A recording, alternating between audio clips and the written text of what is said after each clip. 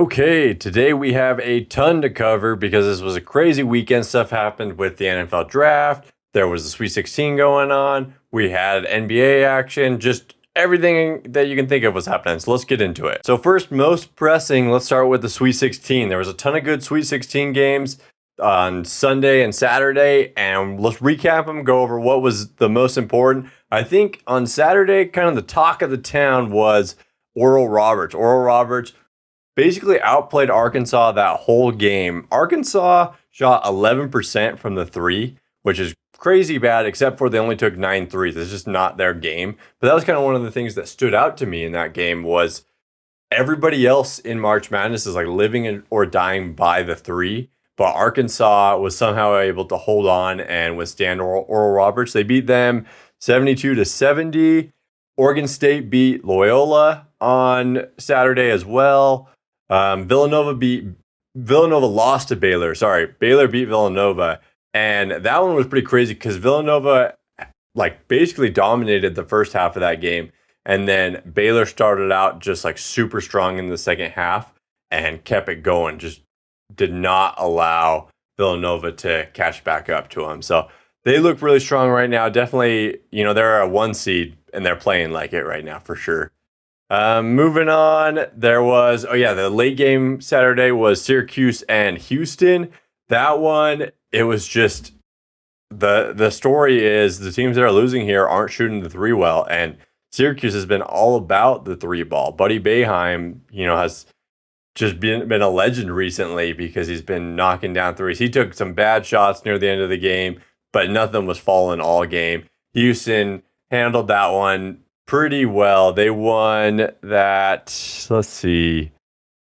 They won 46-62. Now on the Sunday action, there was still some really good games that happened. Gonzaga handled Creighton pretty easily. They handled them 83-65. Gonzaga shot almost 60% from the field in that game. They looked so good. Michigan beat Florida State 76-58, so pretty big. UCLA versus Alabama was the highlight of the day on Sunday for sure. So UCLA, they had an 11-point lead at halftime. Basically, Alabama could not score in the first half. They only had 29 points in the first half, and UCLA was just doing their thing, rocking it. And then at the beginning of the second half, Alabama went on an 11-0 run, completely erased the lead. It was 40-40, and then we went back and forth. The real story of this game is Alabama could not hit free throws. They went about 44% from the free throw line. They were down by 1 with only 6 seconds left or something like that, and they missed both free throws. So UCLA got the ball back. They fouled UCLA. UCLA went and hit both their free throws to get up by 3 points, and then Alabama comes down and hits a 3 with 2 seconds left to tie the game. Eventually, the game went into overtime, and same thing. UCLA made their free throws in overtime.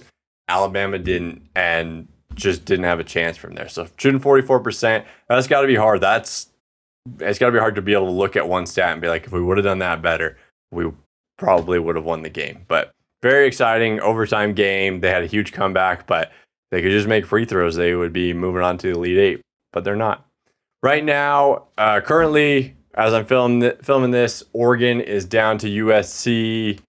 Let's see if I have the score here. Oregon's losing 60-72 with only 3 minutes left. So it looks like USC is going to pull that one out.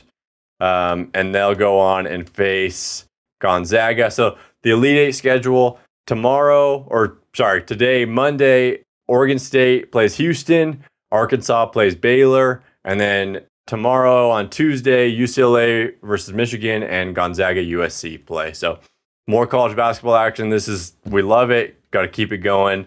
And that's your college basketball news. Now let's move on to the NFL. Let's talk about some of the stuff that happened there. So the NFL was crazy. A ton of things happened with the draft and everything. So all teams had scouts or coaches or representatives at Zach Wilson's pro day because he's supposed to be at least a top 3 quarterback going out, probably number 2 and probably pick number 2, it looks like now.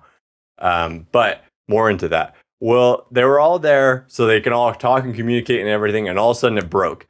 the 49ers traded up. They traded with the Dolphins in order to get the third pick in the draft. So they traded like their 12th pick in this draft, and then they got 2 first rounders going forward in years to come, and then a third rounder in a year to come. So they got a lot of good stuff. The Dolphins did for that, but the Niners got the third pick, and then the Dolphins used that collateral that they got, and they moved back up, traded with the Eagles for number 6. So here's why that's important. The 49ers, after they did all of that, they came out and said, hey, Jimmy Garoppolo is still our guy. He's our quarterback. That is bull crap. You would not, in this draft, there's no reason to jump up to number 3 unless you're going for a quarterback position, because there's a lot of good quarterbacks in this draft, and there's not going to be a lot in next year's draft. There'll be other good skill positions and everything that you would want a first round pick for, but they gave up their future first round picks because they want a quarterback in this one. And it sounds like whether they want or not, it is looking like they're going to get Justin Fields.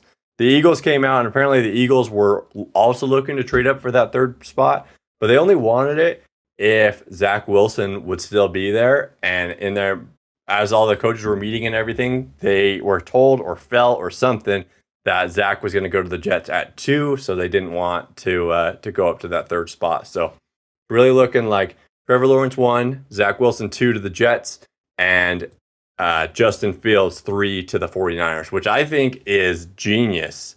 I think the 49ers, they made it to the Super Bowl a couple years ago, and I feel like they were a quarterback away from winning it. Patrick Mahomes is so electric and amazing, and they still had a lead on the Chiefs for most of that game. So I think this is a good move by the 49ers to move up and get that. But huge news in the NFL, super exciting over the weekend. Now let's go into the NBA. So the NBA, there was a lot of the trade deadline passed already. So teams are clearing up cap space and everything. So there was a lot of teams who cut players and just cut their ties with players, and then other teams picked them up. So LaMarcus Aldridge went to the Nets. I mean, people were kind of making a big deal about that. I mean, good for him, because LaMarcus Aldridge has been like a veteran in the league forever.